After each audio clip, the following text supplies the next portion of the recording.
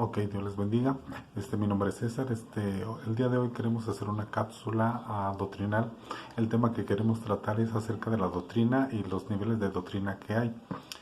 Diríamos que hay diferentes tipos de doctrina. Se puede adoctrinar en el medio cultural, en el medio político, en el medio social, pero estamos hablando específicamente acerca de la doctrina bíblica, es decir, que la doctrina significa enseñanza o instrucción, pero específicamente con base bíblica. Tiene que tener una base bíblica para que pueda ser doctrina, ¿verdad? Como diríamos, debe de tener pie de imprenta.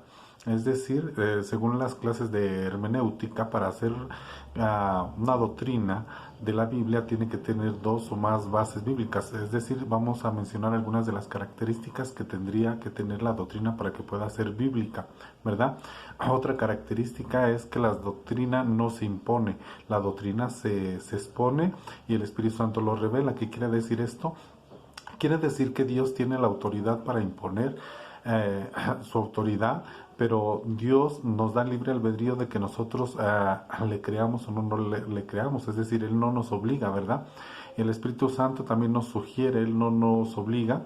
Entonces, desde ese punto de vista es de que estamos diciendo esto de que la doctrina no se impone, simplemente se expone. Sin embargo, la Biblia nos dice que la doctrina de Cristo maravillaba a la gente y era una doctrina con autoridad.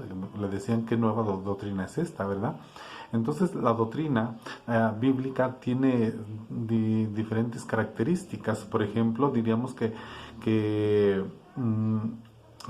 la doctrina debe de tener un pie de imprenta, es decir, tiene que tener una base bíblica, ¿verdad? Hay muchas doctrinas que no tienen base bíblica o que solamente se basan a una sola cita bíblica. Por ejemplo, el bautismo por los muertos, para poner un ejemplo, solamente hay una cita donde se habla del bautismo por los muertos, pero que sí menciona la Biblia que los de la iglesia del principio se bautizaban por los muertos. Eso lo menciona, ¿verdad? Pero no quiere decir que nosotros de eso vamos a hacer una doctrina, ¿verdad? Otra característica es que la buena doctrina te lleva a tener una buena vida, una sana vida, ¿verdad?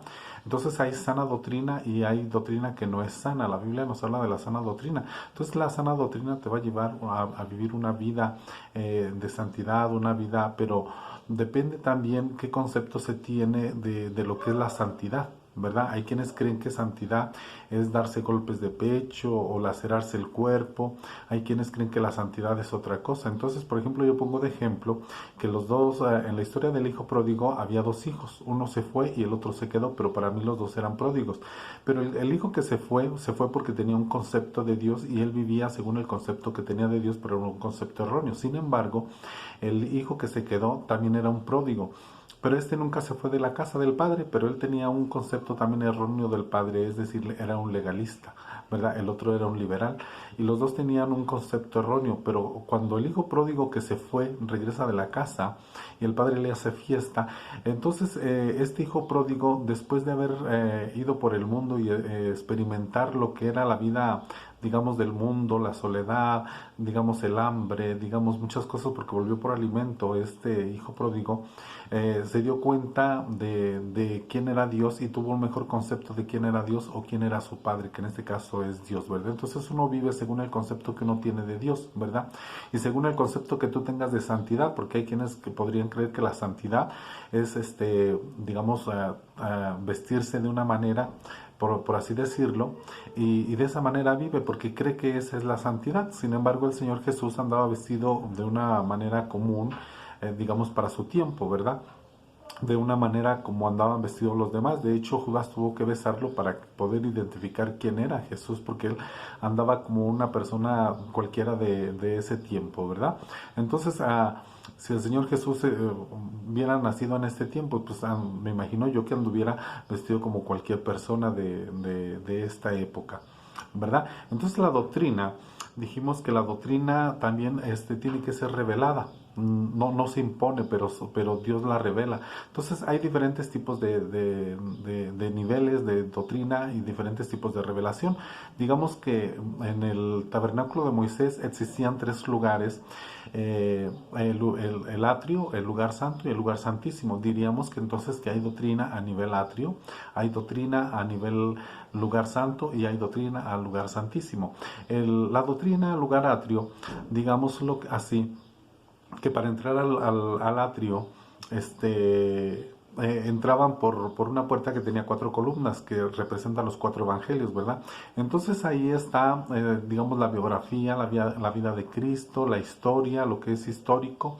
Diríamos que la doctrina entonces a nivel atrio nos trae la historia, la biografía de la iglesia, de Cristo.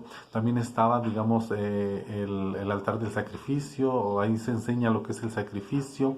Estaba el abacro, entonces se enseña el abacro, se enseña la salvación. Entonces puedo decir con libertad que existen iglesias a nivel atrio, iglesias a nivel lugar santo, iglesias a nivel santísimo.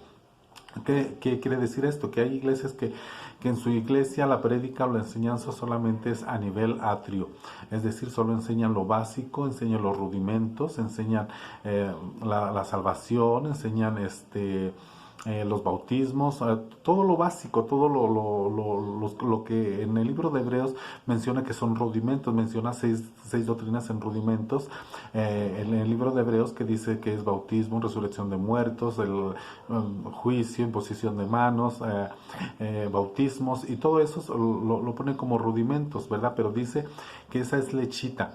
Entonces dice que nosotros deberíamos ya de comer alimento sólido. El alimento sólido ya está en el lugar santo, ¿verdad? En el lugar santo, entonces hay iglesias a nivel santo donde enseñan ya unas cosas más profundas o más sólidas, ¿verdad? Ahí estaban, por ejemplo, los panes de la proposición, la mesa, ¿verdad? Entonces los 12 panes, 12 significa gobierno, y los panes significa un alimento más sólido, ¿verdad? Ya es un alimento más constante. Había también aquí no había 4 columnas, había 5 columnas que representan los 5 ministerios. Y otra cosa es que en esta parte ya había cobertura, en el atrio no había cobertura, es decir, solamente daba el sol directamente en la cabeza. Es decir, quiere decir que las personas o las iglesias o la doctrina a nivel atrio es solamente con un razonamiento natural, todo lo razona, todo lo piensa, todo lo analiza, todo lo juzga, pero con una mente natural, ¿verdad? En cambio, para entrar al lugar santo ya había una cobertura, y la luz que estaba ahí ya no era una luz natural, sino que estaba el candelero, ¿verdad? El candelero que tenía los 7 brazos que representa los 7 espíritus de Dios, ¿verdad?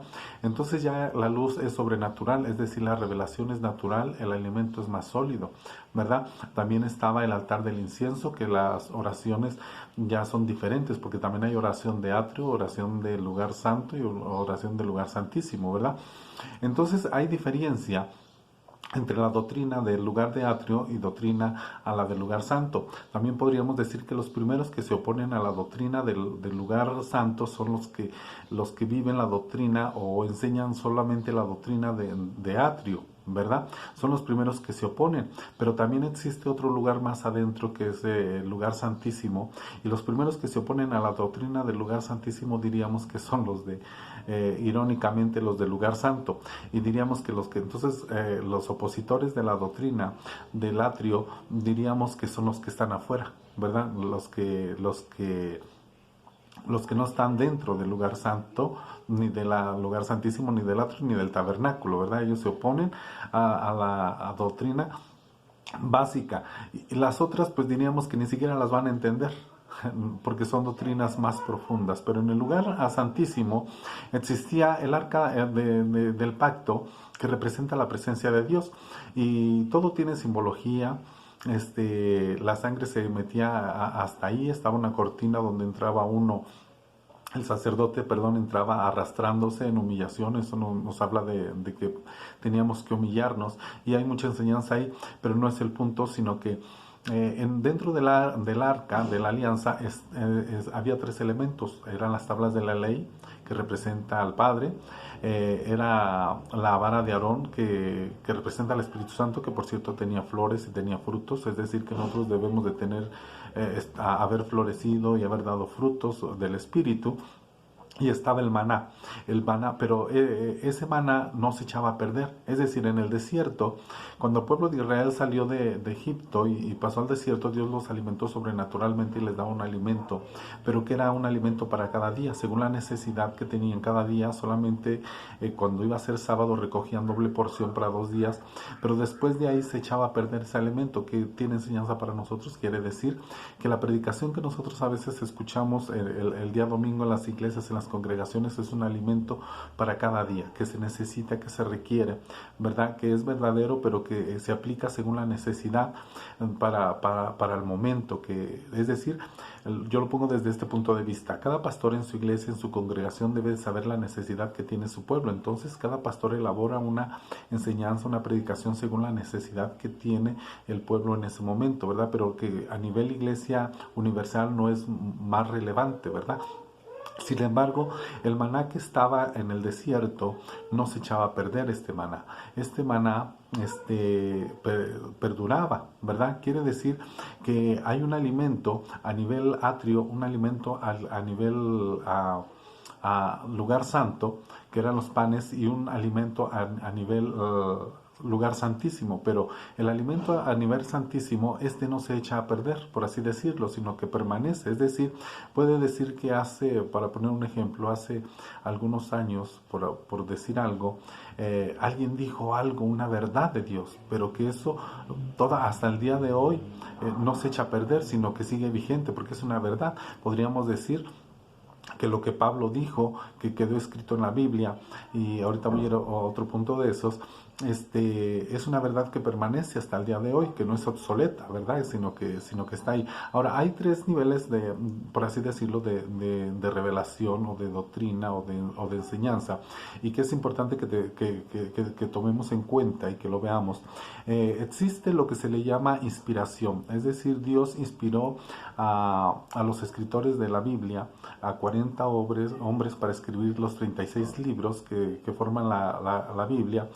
A eso se le llama inspiración, y ya no hay más inspiración, se acabó. Es decir, ya nadie puede escribir más Biblia. Se cerró con el Apocalipsis, y dice que aún en el libro de Apocalipsis dice que hay maldición para el que le quite o le ponga. Entonces ya está sellado lo que es la inspiración, pero luego sigue la iluminación, ¿verdad? Es decir, hombres de Dios que leen la palabra de Dios y Dios les ilumina, ¿verdad? Pero luego sigue la revelación, ¿verdad? Ahora, la revelación es un tema aparte, que deberíamos de tomar aparte, porque es como la luz de la aurora, tiene características, ¿verdad? Que va de aumento en aumento hasta que el día es perfecto, pero que lo revelado no debe de contradecir lo escrito. Es decir, el marco de la revelación es la palabra de Dios, pero la revelación va más allá de lo escrito. Parece una paradoja, ¿verdad? Pero porque no todo lo que Dios ha dicho está escrito en la Biblia. Es más, Dios sigue hablando hasta el día de hoy. Dios sigue creando, Dios sigue trabajando. Dios es un Dios creativo, ¿verdad? Pero el marco es la Biblia. La Biblia nos marca los parámetros, ¿verdad? Porque alguien puede decir, a mí Dios me dijo, con el famoso estribillo de Dios me dijo, ¿verdad? Entonces, usted sabe que ha habido sectas donde los líderes mandan a la gente que se suicide masivamente, ¿verdad? Pero eso no puede ser de Dios. Muchas cosas se han hecho en el nombre de Dios, digamos, matanzas, ¿verdad? Como en las cruzadas o como en muchas otras acciones que se han hecho a nivel mundial y nivel histórico, y que en el nombre de Dios se han hecho esas injusticias, ¿verdad?